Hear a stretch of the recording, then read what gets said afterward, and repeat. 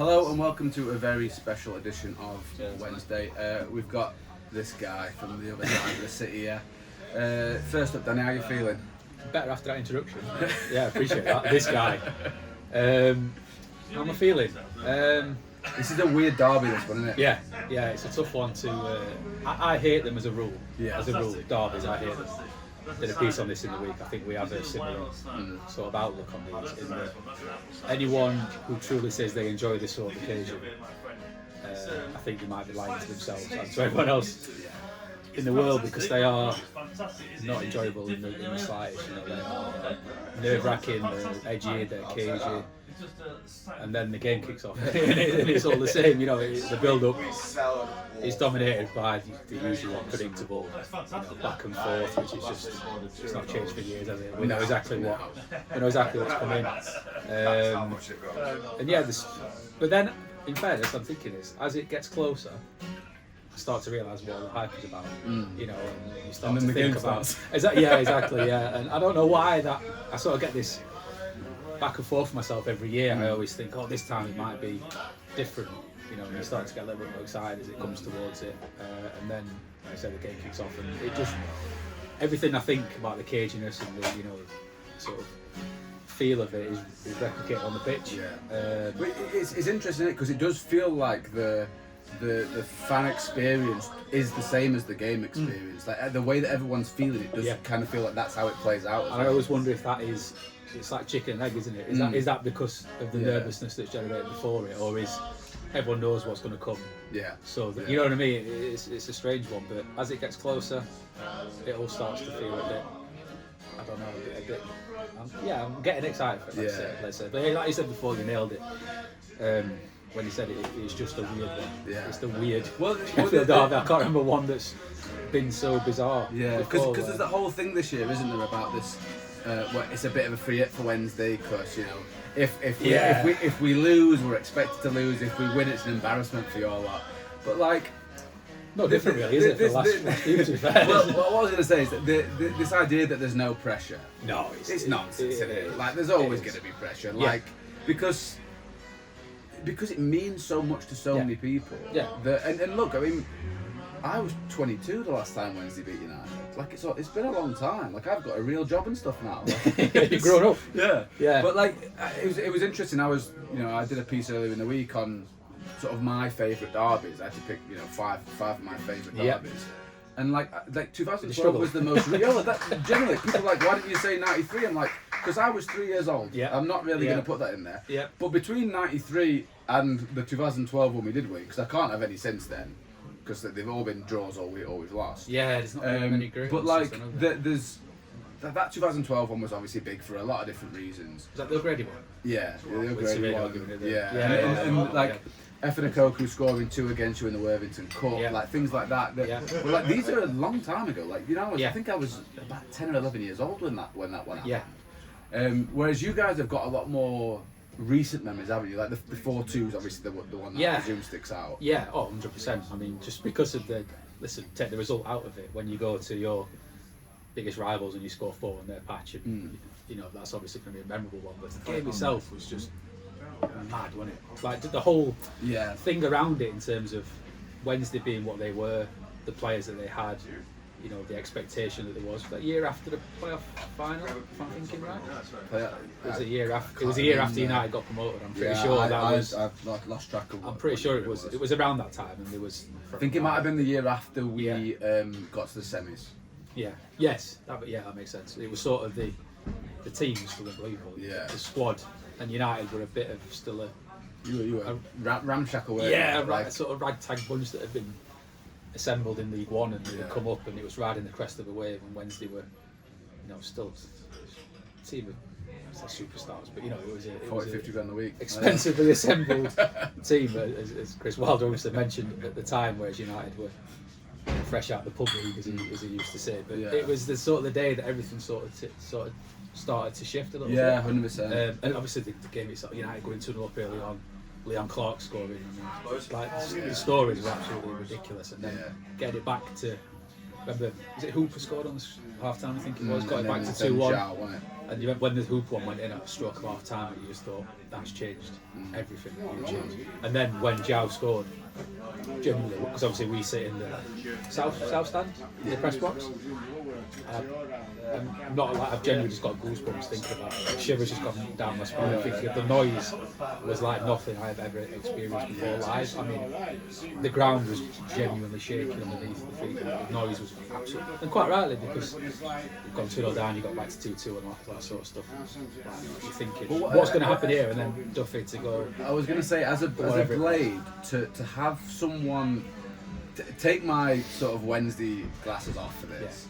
Like, to have one bloke shut up that many people, it must have been pretty nuts as a blade to be in there and just see like this like almost like someone snaps their fingers and goes like, well, please. You were still just trying to process what was going on around you. Like, obviously the video where everyone's still bouncing, the bloke with the big beard is still giving it all that one, and then you sort of cut back to the game and Duffy's doing his thing with his chopping. And you're thinking, I sort of remember the sort of noise levels going from, I would say 100, but from 1,000 to sort of half, as he went one way, half, and then turned back and the other way, and he went to sort of 25%. And as he hit it, for what seemed like, obviously it wasn't, but it seemed like about 10 minutes, there was just silence on both sides, because I don't think anyone could quite understand what's just happened. Fanarka never really recovered from that. No. And then, like, so I spoke to, I know Duff quite well, and I said to him, like, that is just imagine what that feels like. Like, he's not a United fan, he wasn't born, when Arbithorn and gone to watch United growing up, because it's not in his blood, but he really took it to heart, and just imagine that feeling. Like, and you can't explain it. You speak to these people and you say, what goes through your head in that moment, and genuinely they look back at you and they go, I don't know, because it's just indescribable. Like, we're talking about it now, 8 years on. I can still remember it so vividly, and I only watched it. To actually be in the middle of it and do it, I just can't imagine getting to that point. I remember chatting to Drew Talbot about his goal that he scored at Cardiff, in Cardiff against Hartlepool, and he told me that the only thing going through his mind when he rounded the keeper was, don't miss. Yeah, because the Duffy one as well wasn't really a chance, was it? He sort of fashioned it, and then he just lashed it from. He said normally he'd look up and looked across it or whatever, but he just looked at it and thought, I won't say what he said, but sod it, I'm going to go for it, and he just lashed it from not an impossible angle, but such a... It's not an easy finish. No, and like I said, the whole ground was sort of descended into silence from being absolutely shaking and thinking the floor's going to, disappear beneath you, to then nothing for what seemed like an eternity, but it just sort of sunk in. Because people said to me, how didn't celebrate?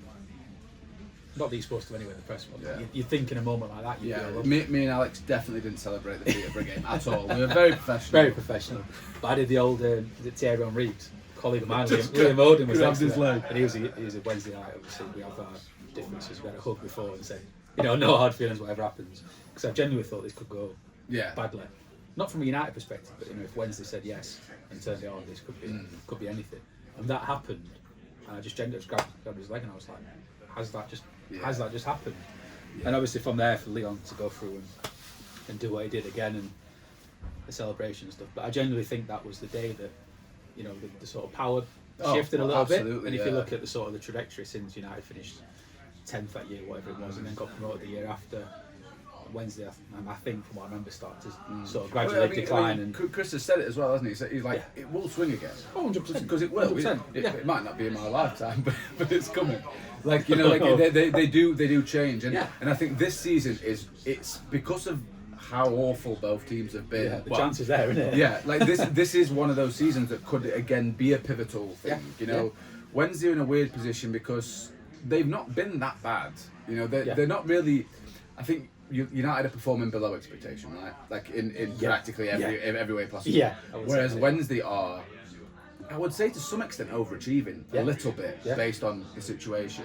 Yeah. And I think it's why this derby is so interesting, is because United win, it sort of keeps the status quo as is.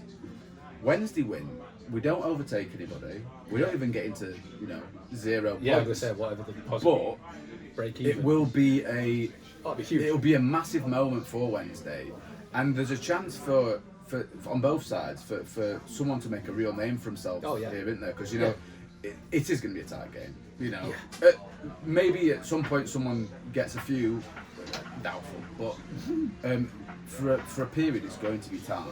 Yeah. And the person that changes that, if someone changes that, it's like folklore stuff, isn't it? Oh, 100%. Like we said, I did a piece this week every day about, you know, Derby Day heroes from the past. You know, the Salvers, Duffy, Bobby Davison, who came in, scored in his debut against Wednesday, scored 2 in a 3-1 win, I think it was, at Hillsborough as well. You know, when you'll have on your side, and Tug Gaze who scored that screamer. You know, it said, you know, Waddle who scored from 100 yards out, whatever it was at Wembley, it gets further out every time anyone talks about it. You know, both sides, there are people who were sort of defined by this game, their Wednesday and their United careers. And the thing is, you don't even have to have a good career, right? Like you can have like a goal that you score in that game, and like O'Grady, for instance, at Wednesday, solid. You know, he scored some good goals. You know, was a good player for Wednesday, but you know, he is regarded for what he did in that game.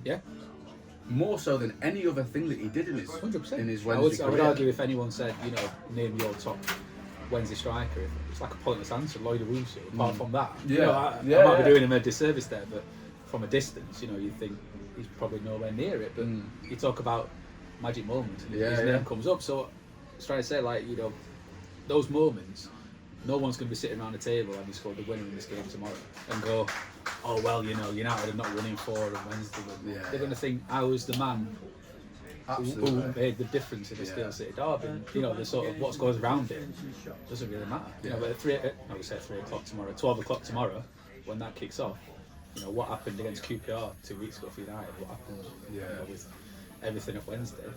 It's not, you know, it's gonna matter what happens there and then, isn't it? And no one's thinking about anything else. Although I will say, this has become hugely different game for United now. Based on in a month when your man got shipped out, something like that. That was. I was very intrigued to see how this was going to play out. I'm a big fan of just your man being Chan Siri. Big fan. When a lot of Wednesday fans have taken to not like talking about him. The man, he must not be known. But yeah, just on United front, obviously it has been a very disappointing season. There's been a lot of players underperforming. Had some injury problems as well. Like, what's the sort of, from a purely footballing perspective, take the rest of the Sheffield narrative out of it. Like, from a genuine football perspective, who are you expecting to turn up? Who is going to be a big player? Like, where are you at in that front? It's got to be Gosama. He's the one. I mean, because he's the sort of player that if he turns up, everything changes, right? He genuinely is. I know there's a lot of hyperbole about these things, but on his day, he genuinely is the Championship Player of the Year. He's a reigning Championship Player of the Year. He literally. I don't think you have to justify that. Even to me, I don't think you have to justify that. It must be a Sheffield United thing where you have to try and sort of justify everything before you say it. But he's reigning Championship Player of the Year. But he's not played like it, has he? I know he's had his injuries and stuff. No, and in fairness, it's a strange one because no one's really hit the height. I mean, Callum O'Hare's gone close this season. With Gus being out, he sort of took the limelight a little bit. I think Gus Armour sort of overshadows everyone else a little bit when he's fit and he's firing. And Callum sort of steps out of the shadows a little bit with Gus being injured. So it's interesting to see how that dynamic sort of plays out when Holmes comes back. It's just that they're just so low on belief and confidence that you can tell they're so sort of fragile, I think, from what's happened early in the season. You know, there's still a bit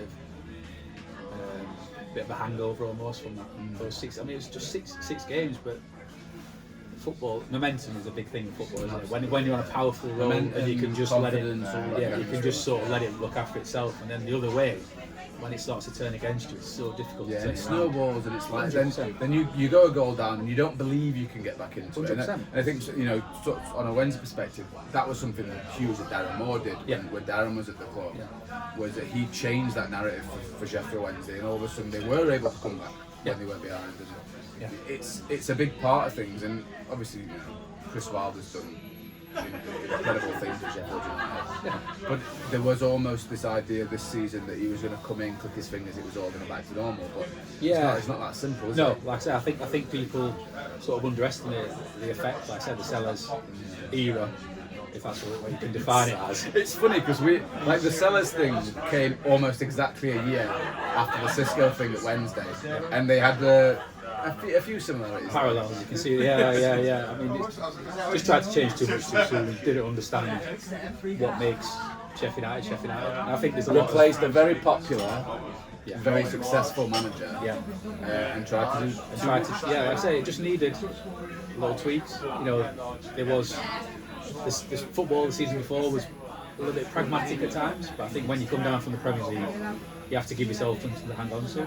And Southampton have seen that, you know, they needed to just start winning games of football. It sounds obvious, but I think when you try and change everything too much, when you haven't got the foundation, it's a weird situation going up and coming down again, because when you're so dominant in the Championship, and then you're just getting battered every week in the Prem.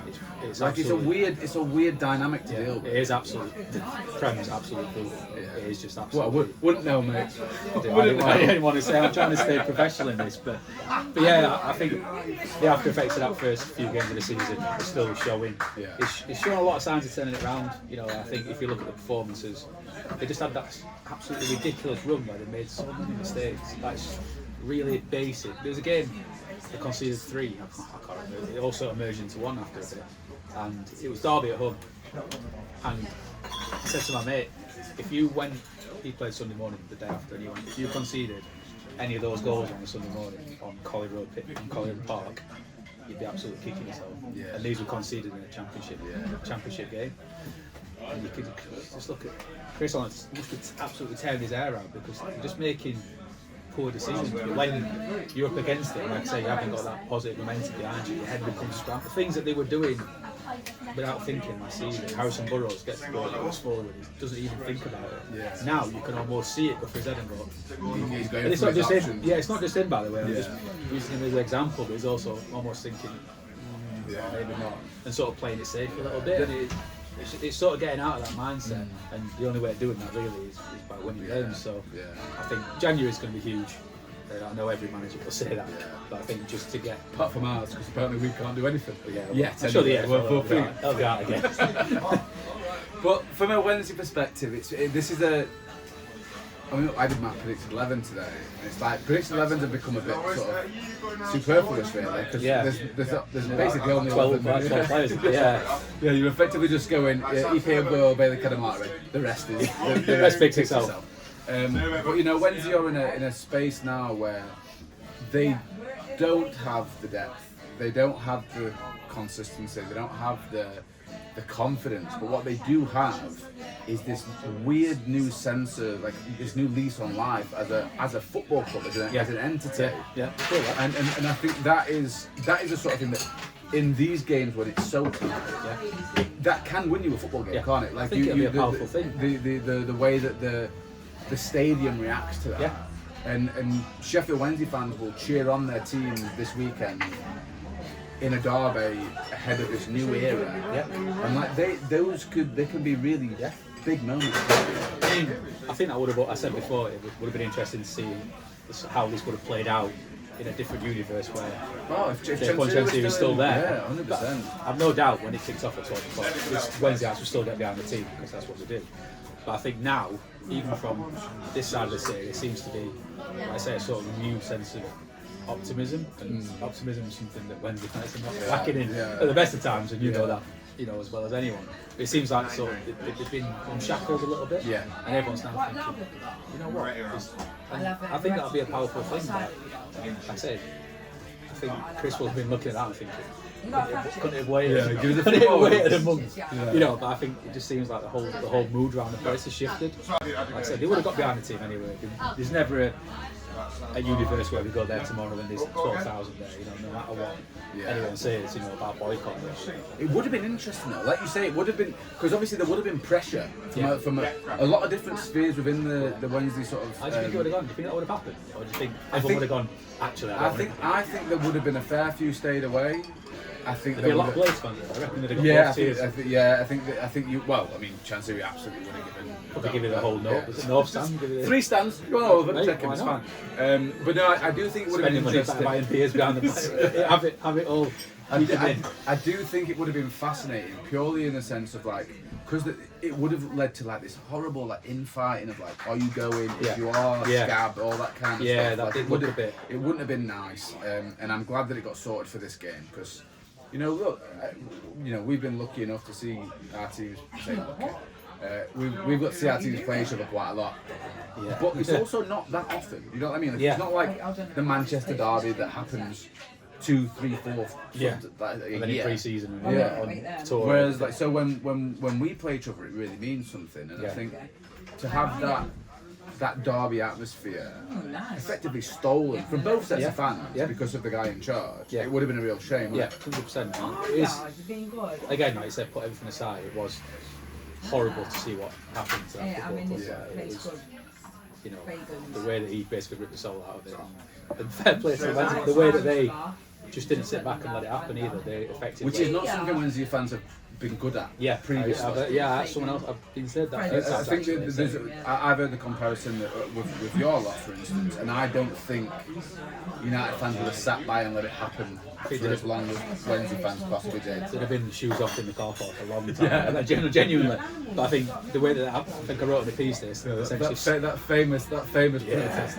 Essentially for me, basically starved him out from what I can see, and said, and it sort of took away his options almost. I think they deserve a lot of credit for that because it was. I kept asking you guys, where does this end? And it was a sort of unknown. Like nobody ever could second guess it, could they? From what I can gather, and why he didn't. I mean, there's a lot to be written on that, isn't there? I have a feeling that someone's going to be knocking on our door for a book at some point. Maybe when life has got back to normal a little bit. Yeah, whenever that is. But it was just like from a purely football point of view. We joke, but it is a proper football club in Sheffield Wednesday. It's historic. Football club. It's a proper derby, man. Like I don't know, we spoke. We're not going to go down the it's underappreciated route again because we've done that. I mean, everyone knows that, don't they? I don't think there's any doubt. It is like the rivalry with these two teams is so strong, and ultimately it's symbiotic, right? Like it doesn't work without the other. And we can all joke about United dies, all that kind of stuff. No one wants that. Not really. I think there'll be a few chances about that tomorrow from the away. I'm sure there's been a few chances about that, but we'll see it today. There's been a few banners on the field going down Henderson Road or whatever, it's going down Harry's Road. You can't get a tram to the game. Let's not go into that. That's a nonsense. But the fact that people said these decisions wouldn't happen in Manchester, Sheffield, Manchester, Liverpool, or whatever. I think that just shows the ferociousness of this derby. Also, maybe the council. A little bit of that, but I think that it's not a friendly derby, is it? No. There's real edge to it. Like I say, hopefully we'll see a bit of that on the pitch as well. Nobody wants to. But I think what I will say is that I'm not going to say it surprised me, but it was noticeable that there's a lot of respect between the two teams. When we saw Henrik and Chris on Football Evan. I was just going to say, last week. Look, this week just gone. Yeah, there was a lot of. You can see the sort of mutual respect between the two. I thought Chris spoke really well. Yeah. I thought there was a point when he was talking about Wednesday as a football club and stuff, and I think he's sort of this pantomime thing that he plays. Like there was a point in there when I think a lot of Wednesday fans would have gone, you know what, like, fair play there. Like that's. It's spoken like a Sheffield native rather than a Sheffield United fan. Someone who understands the worth of one of these football clubs to the city. Yeah, he gets it. Like I say, he's a Sheffield United fan. He made a brilliant point about I've never cheered a Sheffield Wednesday win. Barry Bannon's never cheered a Rangers win. That's just it's a football. That's just football. Yeah, like I said, but that doesn't mean that deep down he hasn't got like a respect for the club as well. He's got a lot of Wednesday pals, as he calls them. And he knows what the club's all about and what Sheffield rivalry is all about. And it makes me laugh when the sort of replies to the tweets about him on Football Evan. It surprised me. That's just what he is. Like you say, I think he's got this reputation. I think it is just a pantomime, doesn't think. They don't like to. It's funny, isn't it? Because there's this idea of Chris and the way that he is. We've been lucky enough to we have like end of year things, and I've got to spend a bit of time with Chris, just like I've had a chance to spend time with Darren Moore. Not so much Danny, but like, you know, with Wednesday managers over the years, we've spent a bit of time with them. You've spent a lot of time with United managers, and Chris Wilder is like, as much as he is like this guy that Wednesday fans love to hate, like he's just a pretty normal bloke. Yeah, it always makes me laugh when people go, "There's no characters left in football," and it's a bit, no, there's no personality, there's no this, there's no that. And the minute that anyone shows any character and personality, it's out of order. Wednesday had the same thing with Josh Windass. Yeah. You know, like Josh should speak his mind, and people go, "Oh, he's so arrogant." He was an ideal Chris Wilder player, by the way. Yeah. Things have been different. It would have been interesting. Yeah, like you say, it's an alternate universe. Yeah.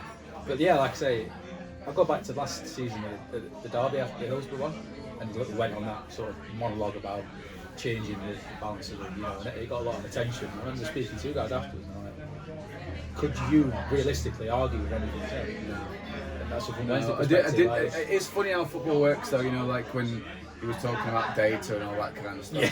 And then now this season you'll see a few interviews and he's talking about the data and the stats. Yeah. And it is funny how football works in these kinds of circles. And that was the whole thing in the summer, you know, going down the AI route and the sellers. Chris was never as against it as anyone thought he was. You know, he gets this sort of reputation as being a bit of a dinosaur, this all passion and muck and metals and somebody clogging all that nonsense. Like, there's a time and a place for it. Yeah, he uses that as much as any other manager, but the difference is the tail can't wag the dog. Do you know what I mean? You have to use that to inform your decision, but you've got to use your eyes as well. You've got to use your experience. You've managed 1,000 games or whatever. You've got staff that have been around the block and done it a million times. They're the ones that have to make the call, informed by the data rather than the other way around. And that was where they went wrong essentially in the summer. They tried to, you know, to do it some sort of. You know, everyone talks about the Brentford, you know, model of the Brighton model, forgetting that it costs a lot of money to start. Oh yeah, it's not just like, oh, do that now. I think that people are just going, chat GPT, we need a left back, who shall we sign? You know, these things, you know, Brentford has, you know, a company basically with people just farming data and stuff, and to just go, oh, we'll just do what Brentford and well, every club wants to do that. Yeah. Because they look at it, why isn't it how much have they put in, else? how much have they got out? We'll just do that. Yeah. You think, well, actually, it's not that just simple. do what Brighton do. Yeah, Just go do it. Just do that. On the game itself, though, so Wednesday, I say in relatively decent shape in terms of who's available. There are, you know, some big players are out. Pierce Charles, obviously a big one for Wednesday. Ernie Weaver really sort of burst onto the scene this season. He's not going to be there. Liam Cooper's probably not going to be ready to start.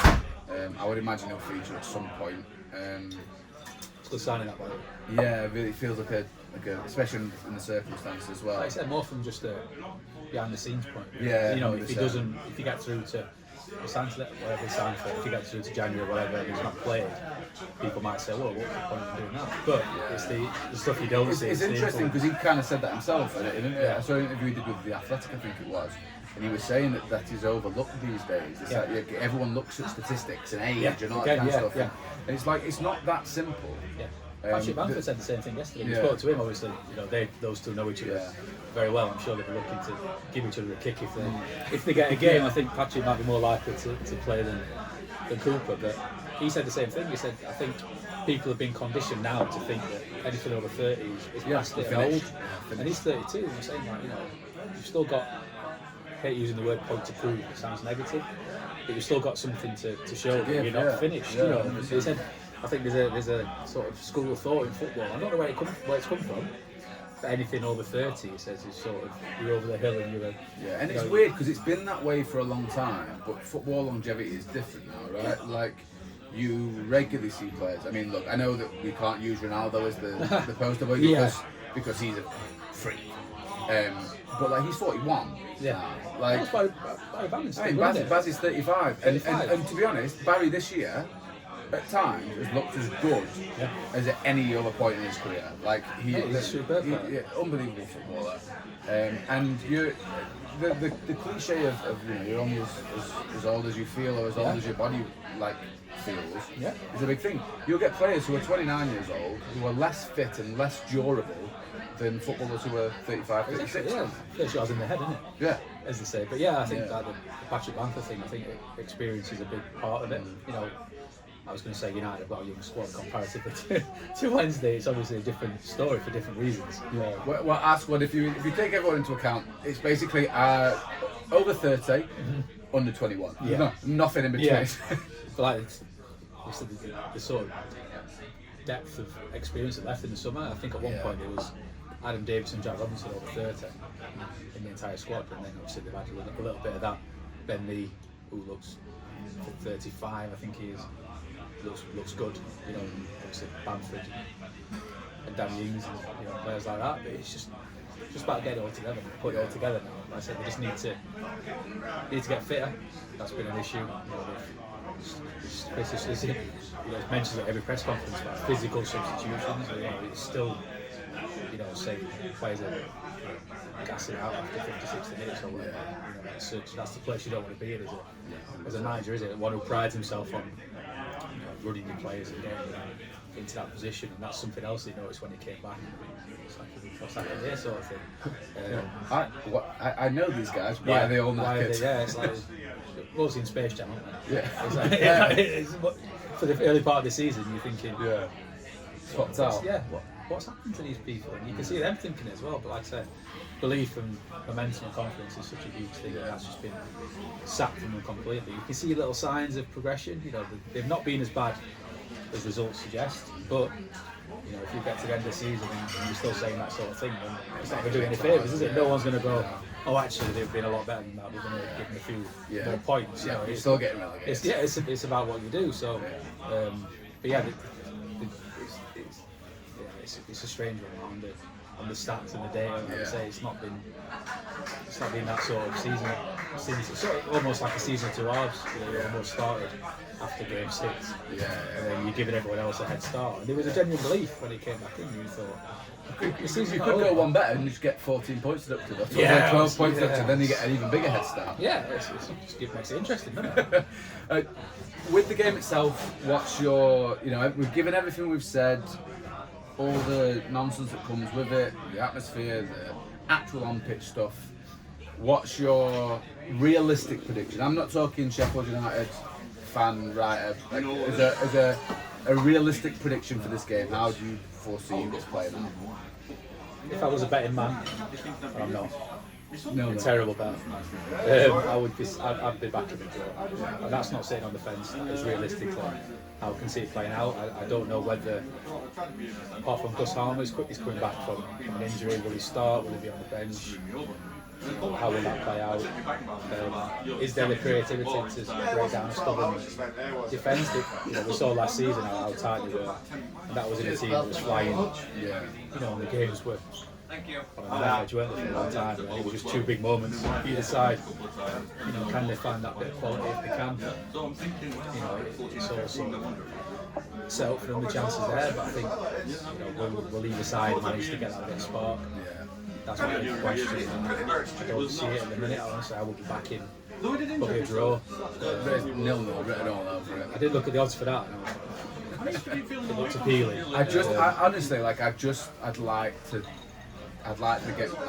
Wednesday fans to be able to celebrate a goal. Do you know what I mean? Like, even if it's a score draw, it's fine with me. Because it's been so long since Wednesday have actually scored. Like, this is when is it? Genuine question. It was so there was 3 0-0s in a row.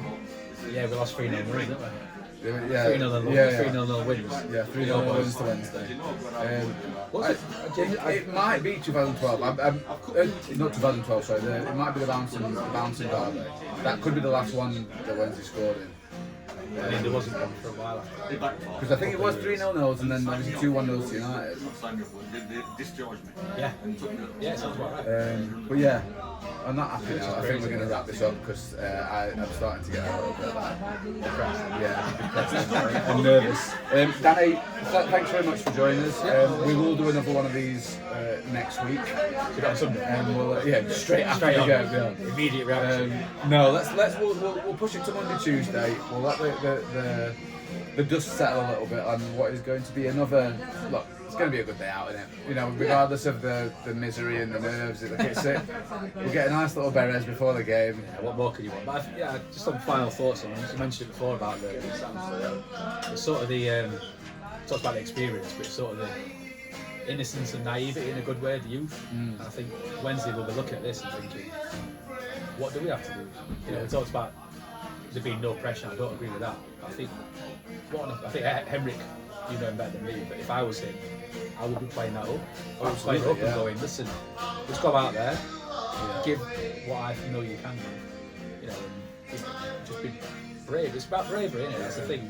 These occasions, you think about them, you think, oh, it's going to be, you know, anxiety-inducing. There's so many fans there. I don't want to make a mistake. And the players that will define it will be the ones who go, sod that. I'm not scared of making a mistake.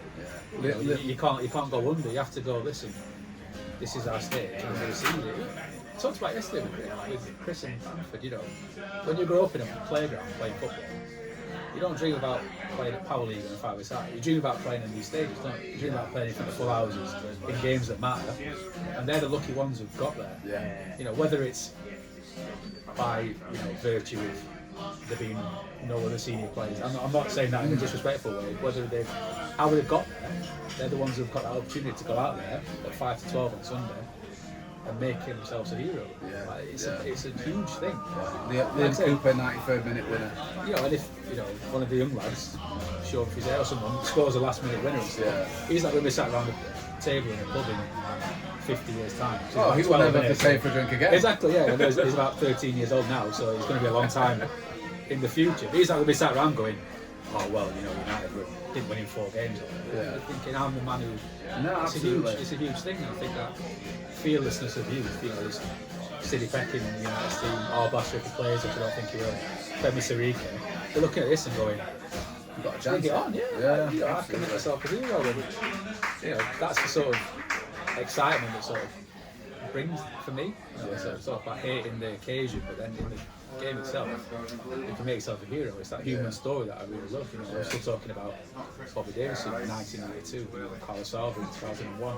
It's a long time now. These things, I can't remember anything else that happened. But I remember exactly what happened in that moment. They stick in the mind. And there's a chance for someone on both sides to make themselves a hero. I think that's a powerful thing. Yeah.